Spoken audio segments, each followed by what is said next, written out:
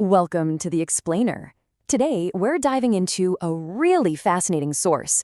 It uses a fantasy world, of all things, to explore some incredibly powerful real-world ideas about systems, solutions, and, believe it or not, the very nature of how we think.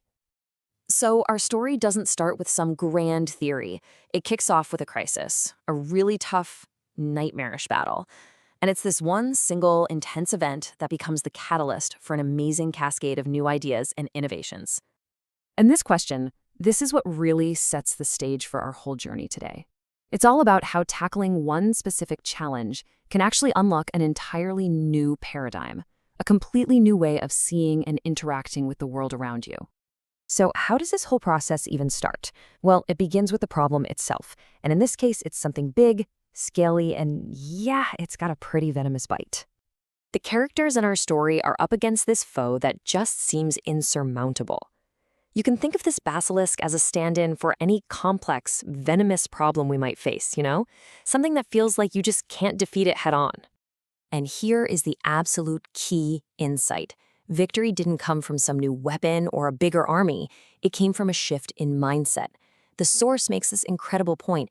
You literally cannot use the tools or advantages you don't even realize you have. That awareness, that was the real turning point. But, defeating this problem wasn't just about surviving. It actually revealed a groundbreaking solution. And this leads us to what's called the infinite cure, a concept that, honestly, seems to defy all logic.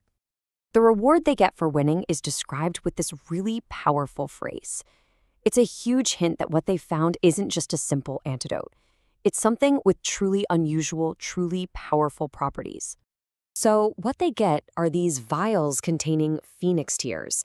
And this substance, this is the catalyst for everything that comes next. It's the one single element that completely changes the entire game. And this right here, this gets to this central kind of mind-bending property of the cure. It's incredible, almost unbelievable scalability. One single drop doesn't just mean one cure, it means infinite cures. Okay, so this is the crucial point. We're not talking about simple medicine here. This is a self-replicating solution that never, ever gets weaker. I mean, imagine adding one drop of this stuff to an entire lake. The whole lake would become the cure at full strength. It's wild. So this incredible property of being immune to dilution, it lets the characters think way bigger than just a simple cure. They don't just use the solution, they build an entire system around it, a system they call the Aquarius system. This right here is a major conceptual leap. The thinking shifts from just a one-time fix for a venomous bite to creating a long-term, sustainable defense. See, it's not just an antidote anymore, it's about building permanent immunity. So instead of just using the cure directly, they build this really sophisticated multi-stage water purification network. They filter, they let things settle, and they distill the water first, and then they add that single magic drop. This is what makes the final solution so robust and so scalable. And this is where we see how a single, powerful idea, that infinitely replicating cure, can be scaled up to solve problems across an entire ecosystem.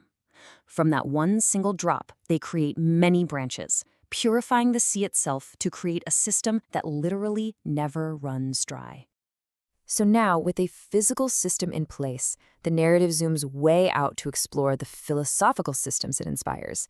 And, gotta say, this is where things get really provocative. The source proposes this radical redefinition of piracy. It argues it's not theft, but a symbiotic relationship. It basically takes the idea of copying something and flips it completely on its head, arguing it can be a win-win scenario instead of a zero-sum game. So let's look at the principles of this symbiotic piracy. The model argues that by first legally buying a product, a pirate who then clones and distributes it can actually strengthen the whole market. It acts as free advertising, and get this, it forces both the original creator and the copier to keep their quality high. And now for the final step. The source takes this whole systems thinking approach to its most abstract and personal level, the metaphysics of our own minds. The final metaphor we're presented with is that our own minds operate just like that water purification system. We're constantly taking in ingredients, our thoughts, our experiences, and we're processing them to create an output. And the quality of that output, which the source calls our wine, well, it depends entirely on the focus of the ingredients we choose to put in. A mind filled with random, irrelevant thoughts, that produces a weak, diffused result. But a mind filled with focused, relevant ideas, that creates a powerful and unique purpose. In other words, our unique perspective, our own personal fine wine, is the result of the specific experiences we consciously choose to brew together, all pointing toward a clear, focused goal. And that, right there, is the ultimate takeaway from this entire journey. From a battle with a monster to a system that purifies the sea, it all leads back to this final question. It turns this entire system of thinking right back onto us. So, what are you choosing to brew today?